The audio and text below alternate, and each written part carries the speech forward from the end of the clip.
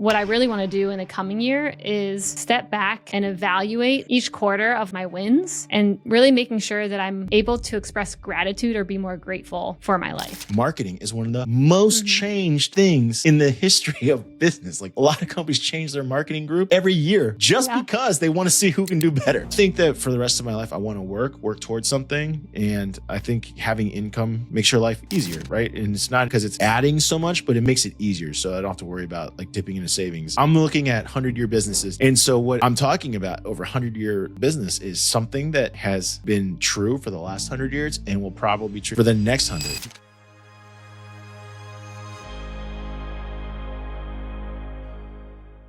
It is the new year, January 1st. What are you going to dump today? What are you going to dump? What are you dumping? What are you going to add? We had to have a hook intro. There you go. What are you going to dump? What are you going to add? That's basically the gist of this episode. Things you're leaving behind, or you already left behind because it's January 1st. It's past that date.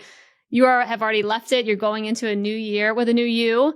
But we are going to have a conversation around things that we left behind us, or mainly Albert talking about something he is leaving behind, and then things that we're calling in 2024. So Albert, let's start with you since you have something you are leaving behind. Yes. Kicking to the curb. What is it? And you know what? I've said it on the show before, but I'm very focused in and clear. This is for sure what I have to remove in my life. So there is a saying, I believe it's attributed to Roosevelt mostly, but that comparison is the thief of joy. And as I was driving, because I've talked about before, like I was stuck in this rut where I watched like a lot of finance influencers, and I'm like, I noticed like I'm getting down on myself. Like this is annoying. So it was funny because our producer, Lacey, she was saying, hey, this is what the show's about. This is what the topics are about. Why don't you think about it? I'm like, man, I really don't know. And so what happened was I started watching and I listened to My First Million. Most of the time I like it. I really do like that show.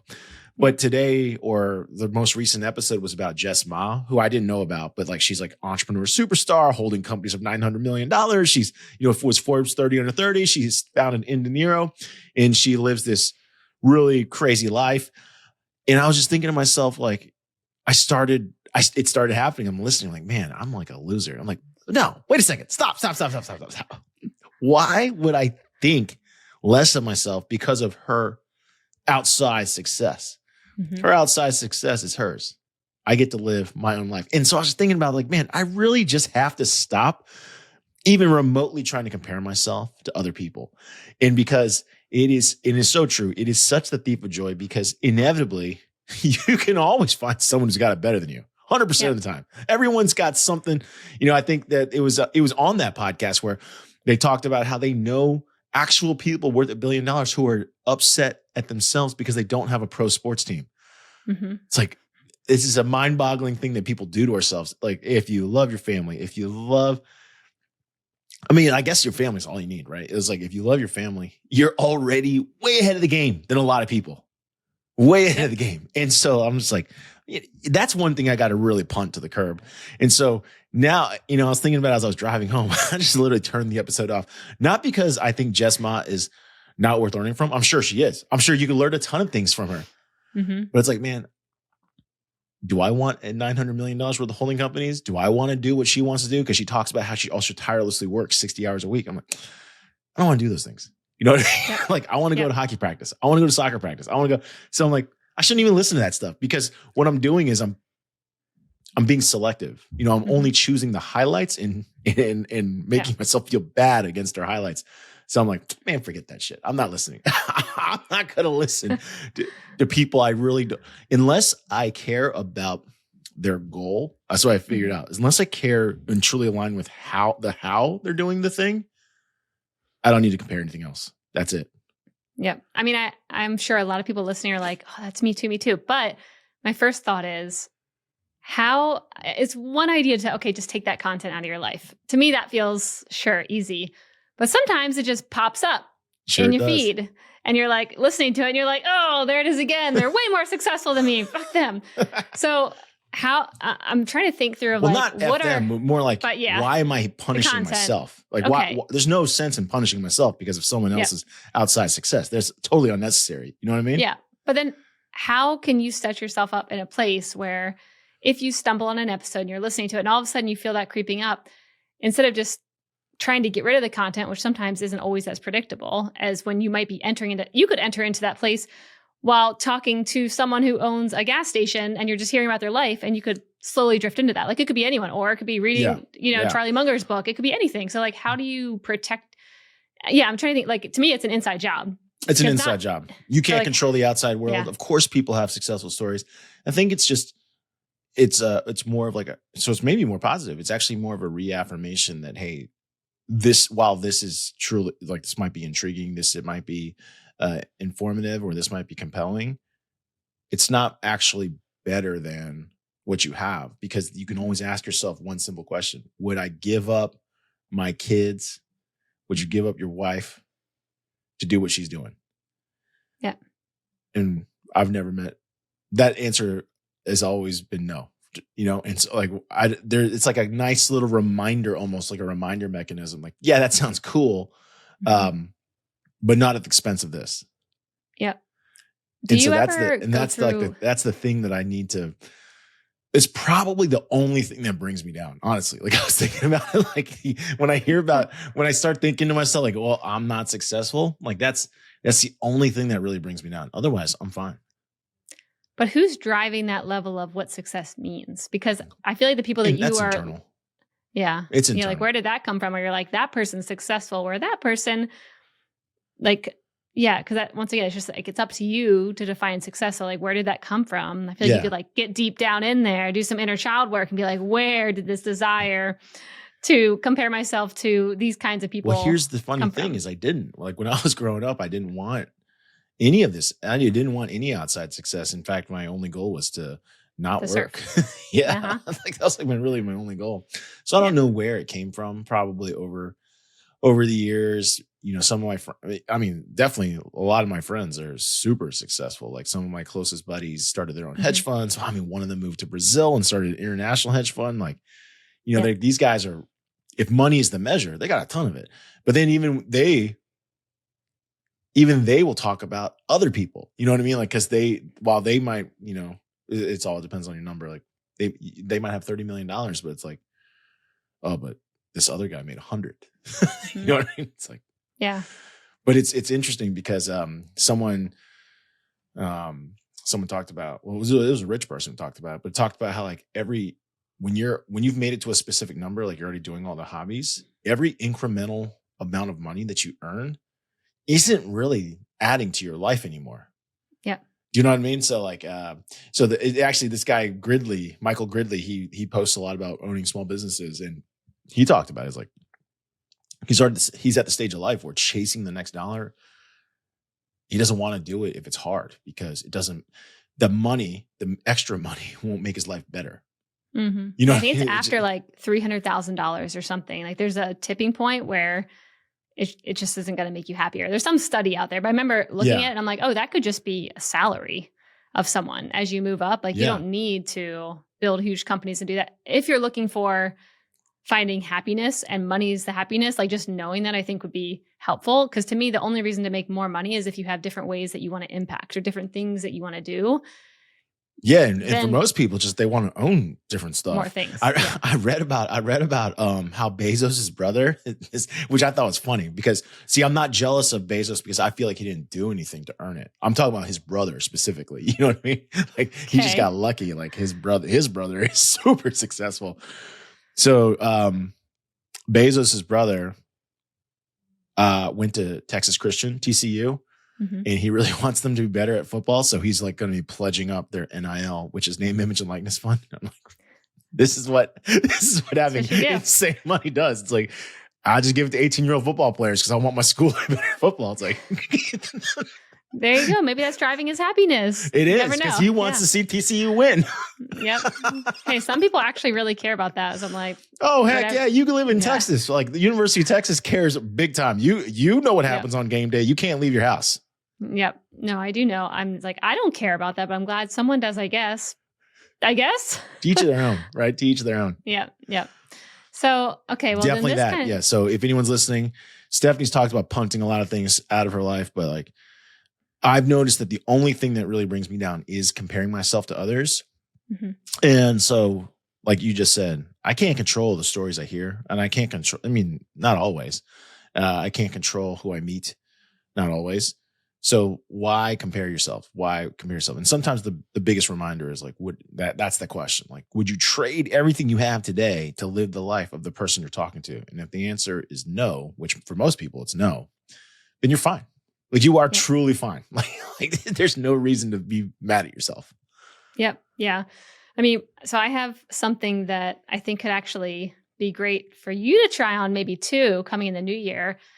Because a lot of things that I'm leaving in the past, I've talked about throughout many episodes. And to me, when I'm leaving something behind, I've already probably told everyone about it who's listening. So go listen to previous episodes where I talk about not allowing others to take my power away and the divorce stuff and, controlling my own emotions and regulating all of that, stress tips, all in previous episodes. So when I wanted to kick something out of my life, I already did. But going forward, what I really want to do in the coming year is step back and evaluate each quarter of like my wins and really making sure that I'm able to express gratitude or be more grateful for my life. Because I noticed it this year when you and I were going over our end of year finances for mission. And that was the first time I was like, wow, go us. Look what we did. And I'm like, it took me a whole year to get to December 1st or whatever we did that. Yeah. To actually be like, damn, like we did fucking great.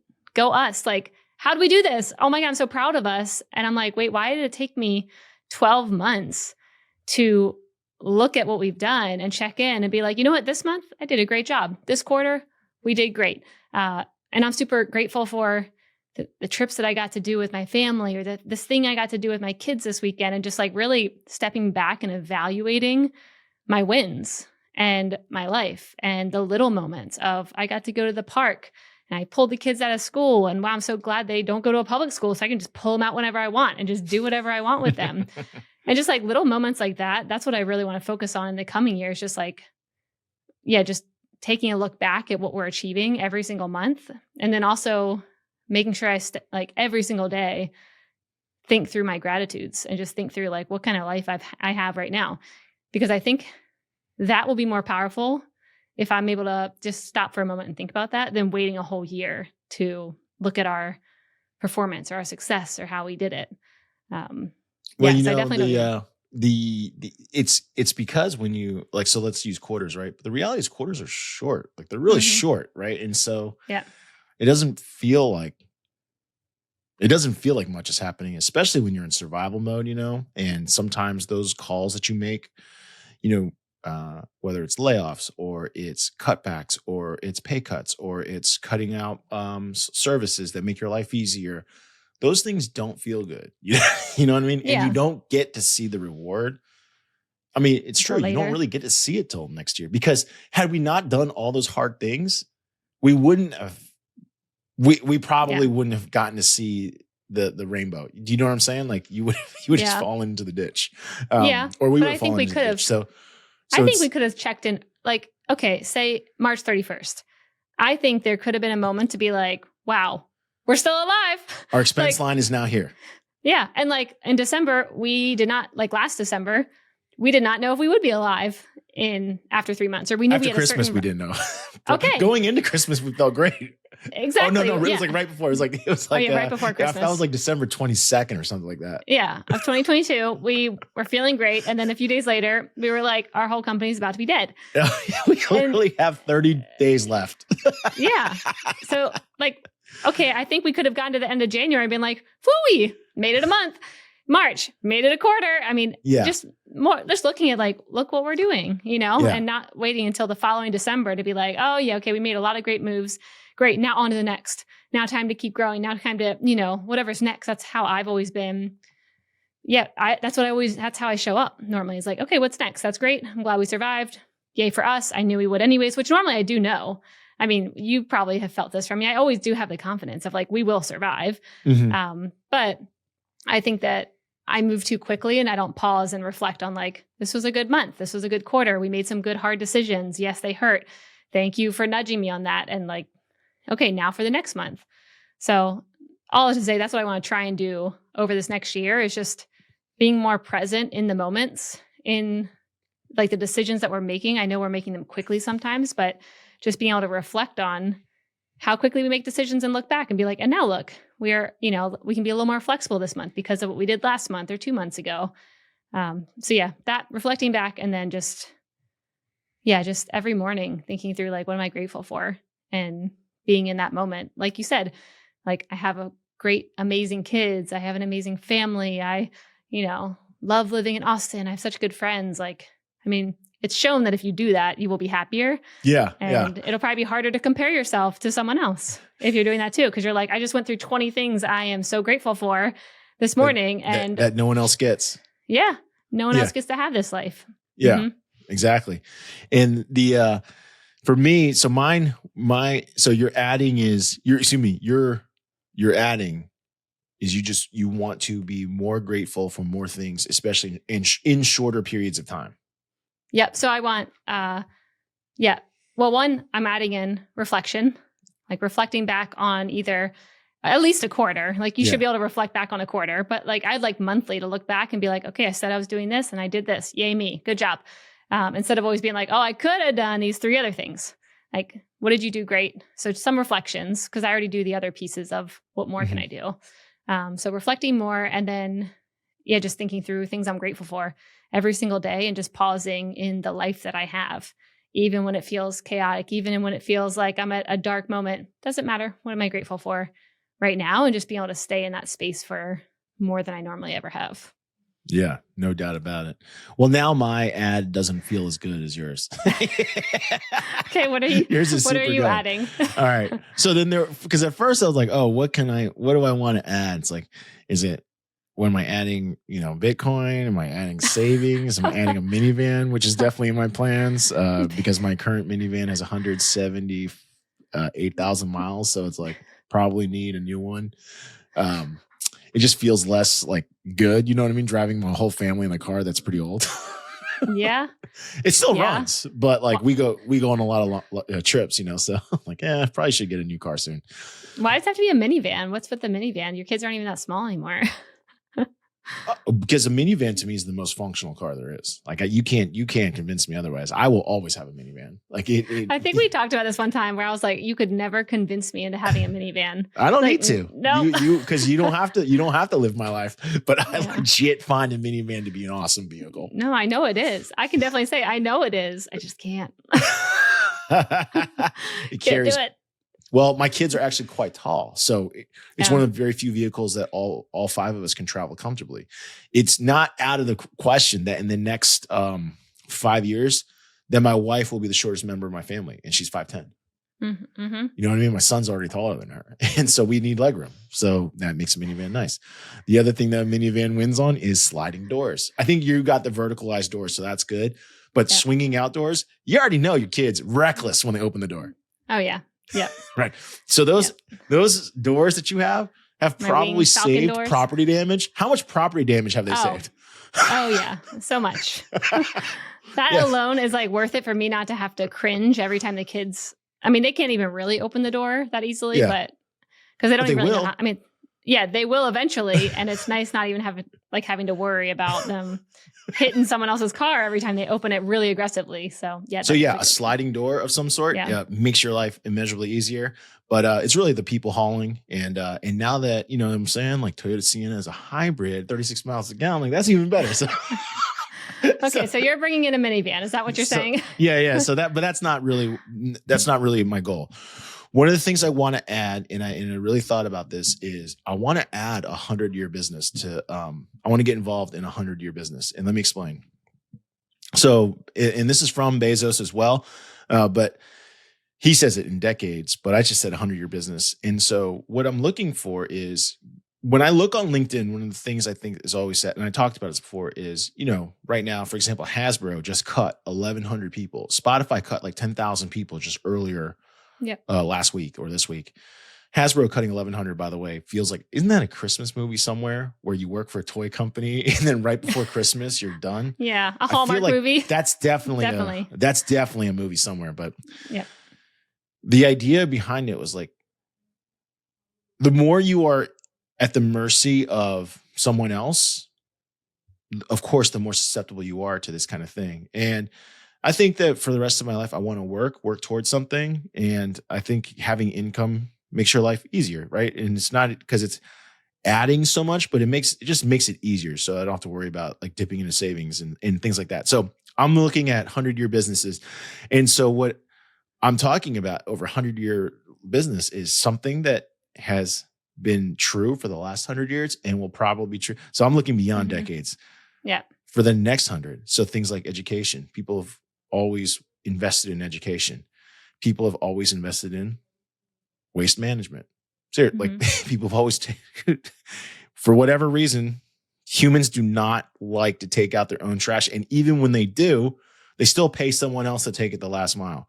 Like that's always going to be true. I can't see. So then it's an industry then, not company. It's like you're looking at 100-year-old industry, but not really so how do I company play a part in these industries, right? Okay. And I'm looking at things that these are the lows I have, because I noticed that all my pain, remember, I don't need the money. I want the lifestyle. So I want low, some certain things I want low. I want low attrition. So meaning these are things that people kind of do for at least a year or two. So a good example is tutoring services, right? Like my kids have been going to the same company I've literally sent all 3 of them to Kumon since they were 5. Yeah. Right. So you're going to send your kids to the school through elementary, through high school. If it's a good one, right? Like you'll send them there for more than, let's say, I think junior high is the shortest school, right? 3 years. So 3-year customer minimum, you know what I mean? So like low attrition, low switch capability. So like fitness out. I think fitness always exists, but the problem is people switch super quick. Yeah. I don't want to be in fitness, right? And so that's kind of what, and then that's kind of what I'm thinking about. Is like, I want a 100-year business and I want it to be a low attrition business. Like that's the number one thing I thought about, low attrition. And here's another one. This is the hardest one. I want the outcomes of the business to be binary and not in this waves of degrees of good. This is something where I feel like all my headaches come from. Yeah. So degrees of good are you do the thing, but someone still might not think it's very good. We are in the creative space. Creative, and this I think has come from being in the creative space, is like, man, you could really argue for a long time about what is good. And it's kind of painful, right? And so like, man, on my next thing, I want it to be more like windshield repair. Windshield repair I talked to you about before is high customer satisfaction. And where this came from was also talking to a colleague. She's an artist, and she really said that she wanted to have her own art school. And I was like, that's interesting. And then I thought about the little sunshine studio that I send, or sunflower studio that I send my daughter to in Wake Forest. And she goes to a little art class. It's run by a single person operator. She only works 2 days a week. She has at least, I've done the math, 8,000 of recurring revenue from just those students. And then she does special events and stuff. And every kid goes in there and comes out of there so happy. You know what I mean? Like, because when I send my kid to art class, do I think that she's going to come out like Monet? No. Like if she draws like a little deer and she's proud of it, like I think it's awesome. Like we've been sending her to this art studio class for more than 2 years because she loves it. And she loves going to class. She talks about it. She wants to go to it. I'm like, this woman. And then I looked up how long Sunflower Studio has been around. It's been around for more than a decade. And I'm like, this is it. And so I was telling her, I was like, I told her I would invest in her. Like I would help her build this. But like the only thing that made me nervous was I've not seen her around kids. So I was like, if you're bad around kids, I'm pulling it. Yeah.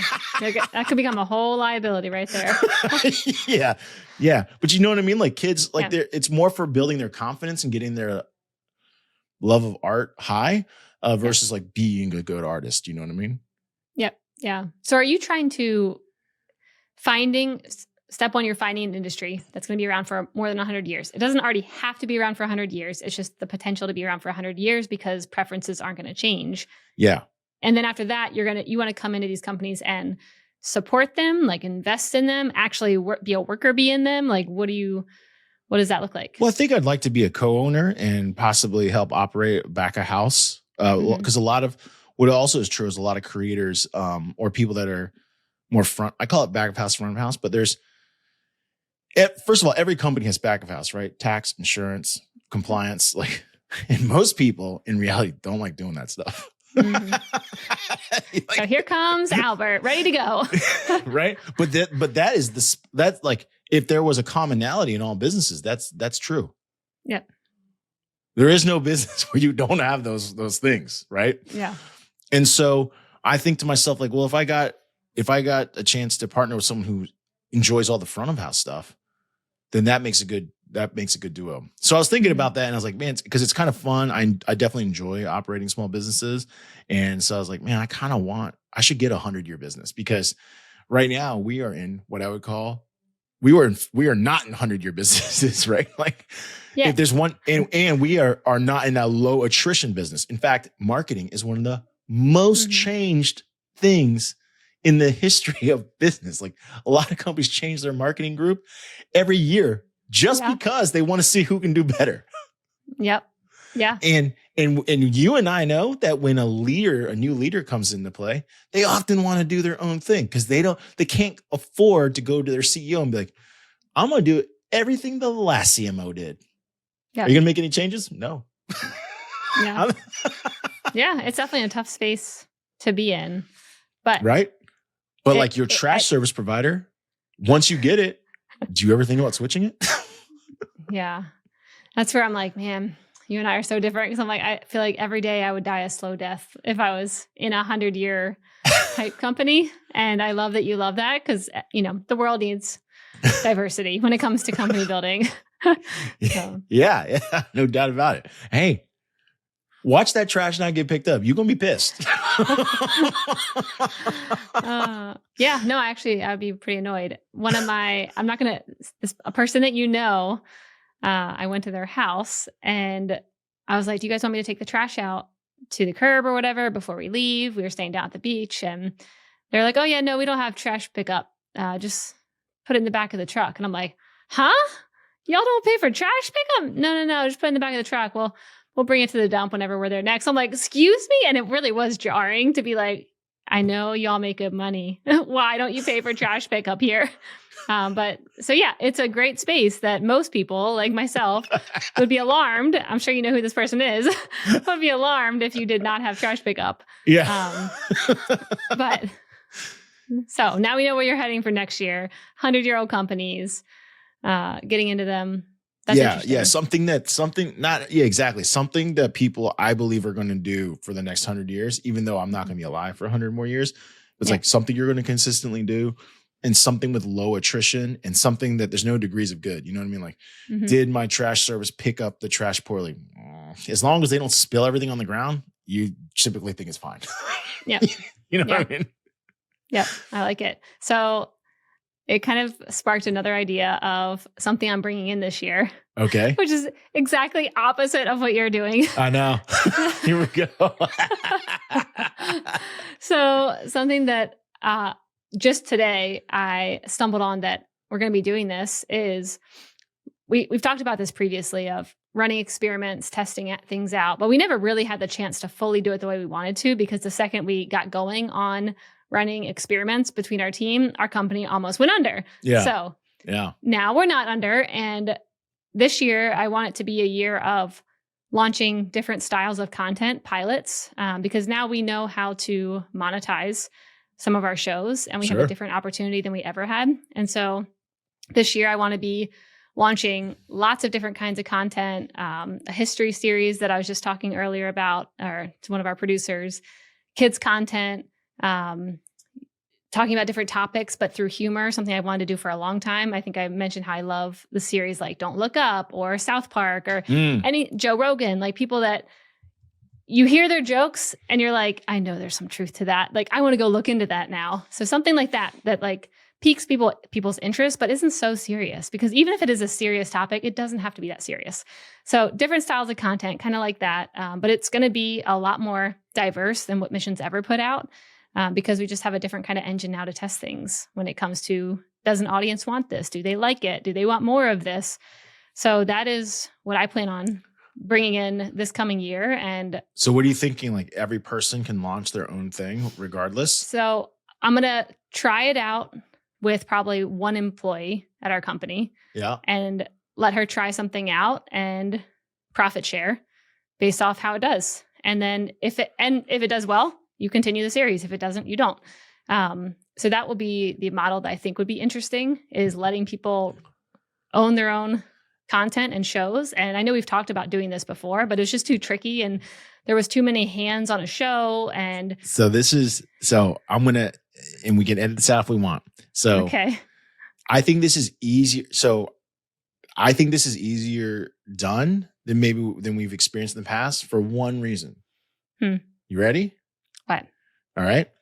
So one of the big challenges is when you have an EIC, that has an opinion, you can and it like the challenge is some people don't feel like their vision will come to life, and so they kind of pull back. So my question is, will you give full reign, or will you still EIC the content? I will still, because it's coming out under Mission brand.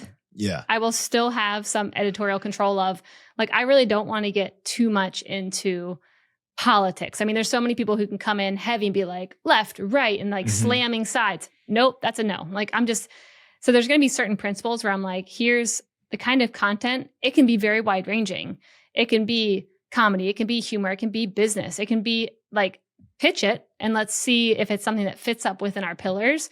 And here's the pieces that I'm not going to have our company play in. And I'll probably just list it out. Like so politics is one of them where I don't mind talking about issues that are going on, but the second you start polarizing it, and that's the kind of content I don't really want to get into. So that's just one example.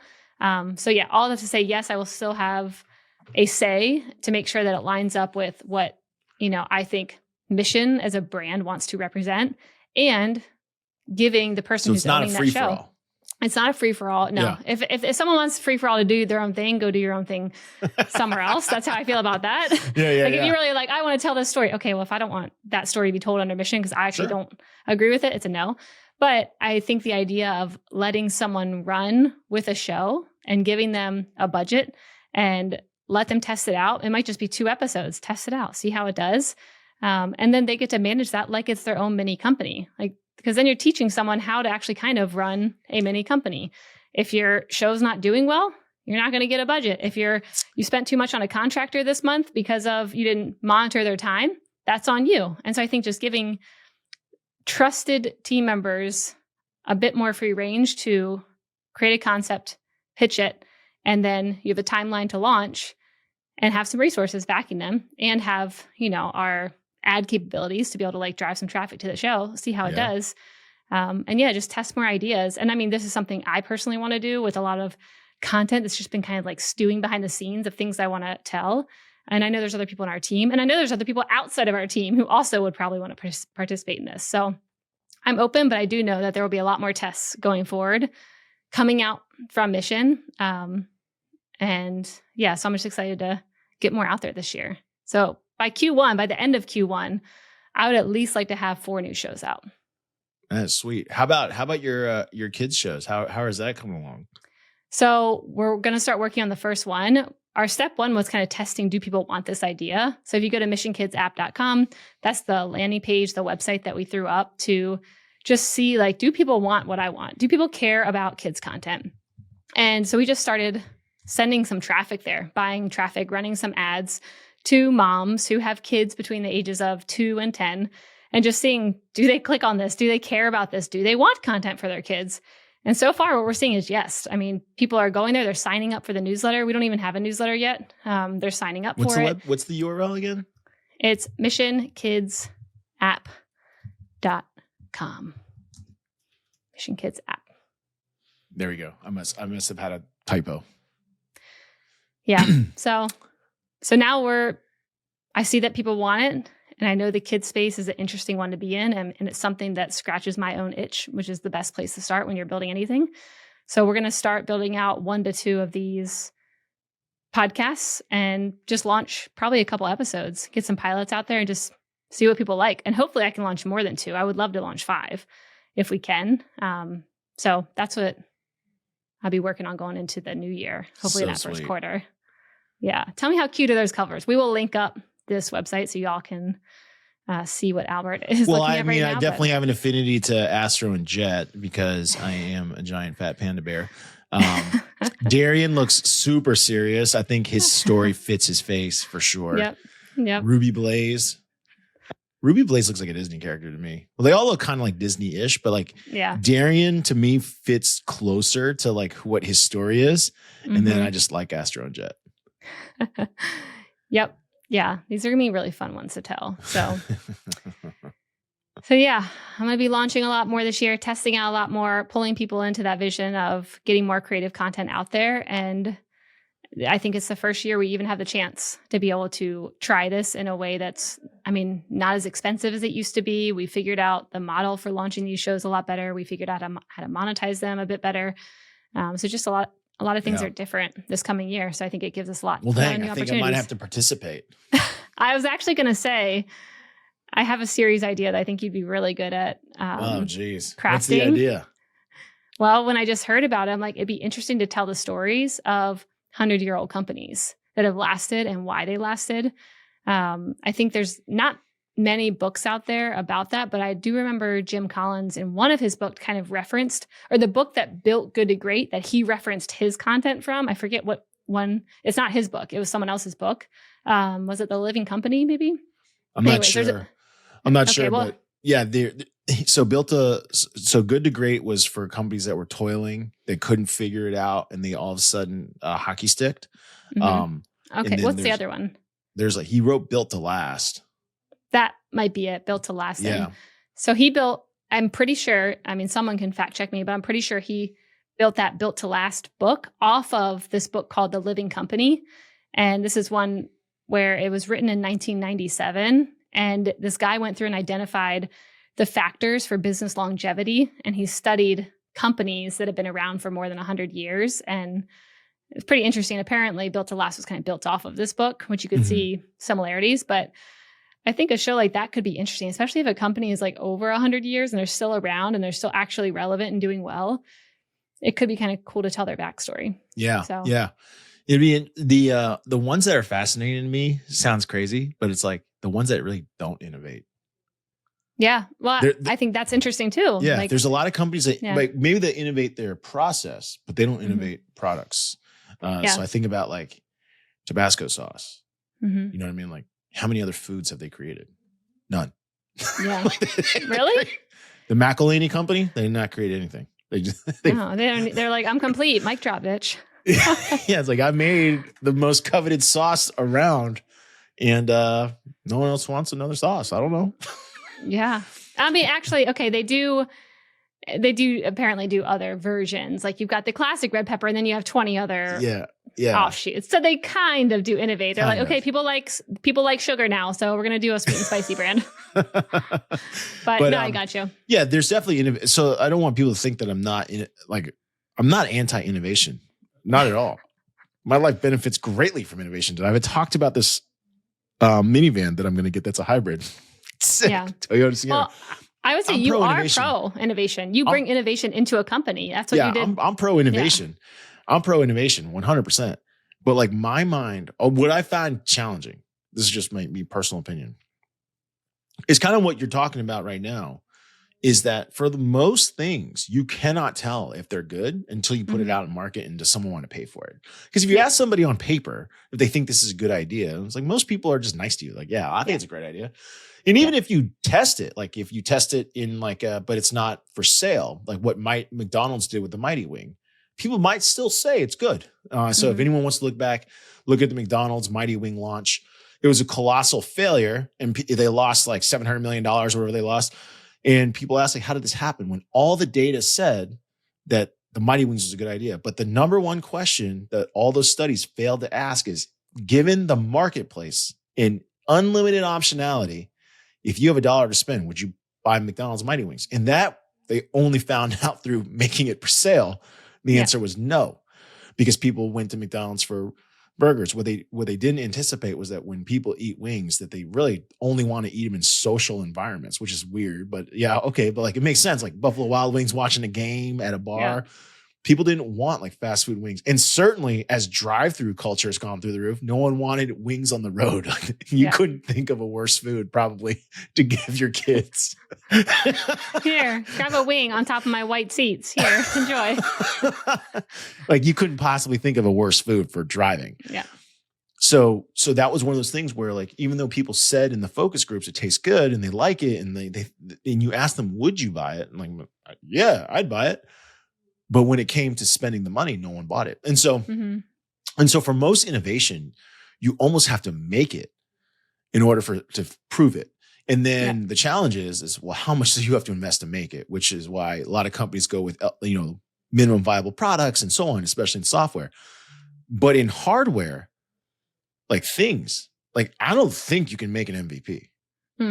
No, like people want the thing, like because they know there's no iteration. You know what I mean? It's not software. I know that when I buy this, mouse, notice I have a wired mouse. Oh, whoops. Is it in the camera frame? Like, it is. People are like, you got that wired mouse over there. Yeah. There's like, when you buy a mouse, like this is it doesn't change. You know what I mean? And so people are like, why do you buy a wired mouse? Because like, I was like, because a wired mouse never drops. I find Bluetooth drop to be the most annoying thing ever. So I don't use Bluetooth anything. I use wired. Well then, great. Okay. Point being is, unless you put it out in market, no one really knows. And so like that's one of the challenges of innovation. So I think it's really cool because a story is one of those things where you can relatively create for low cost. It's going to cost you time, but there's no hard costs on it. Yeah, I'd say it took us a while to get here now where we can figure out how to keep costs lower. It took us time. How to keep your costs low. It's just time is really your only cost. Time and effort is really the only cost in storytelling. So I think that's good. And I agree. Like you will only grow incrementally if you make incremental changes. And if you want to leapfrog, you have to introduce something new. Typically, that's what you have to do. Yeah. That's what we're doing here.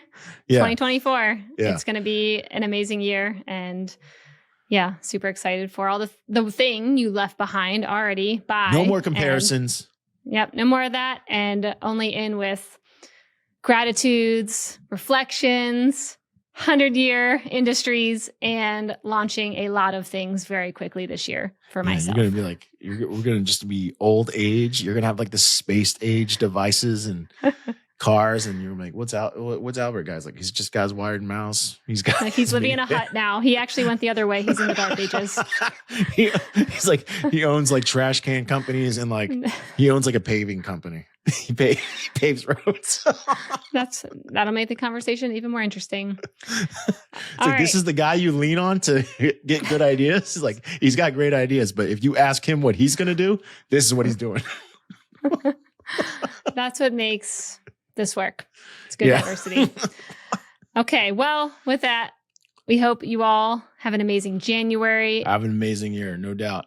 We'll see you next week. And Stephanie's mention of gratitude, that is something I think everyone can benefit from. 100%. Yes. Yeah. Are you going to do it this year? Are you going to do it this month? Are you going to do it tomorrow? Well, I don't know if I'm going to measure myself daily or monthly, but that little component where it's like no one else gets to live the life I currently have, which is true. Yeah. Like literally you are one of one. I think a lot of people would benefit from that mindset. I just think, Well, we'll have to do a 1 month check-in and kind of see how it feels, but #grateful. There you go. It's kind of foofy, but yeah. All right. With that, see you everyone. Bye. Till next year.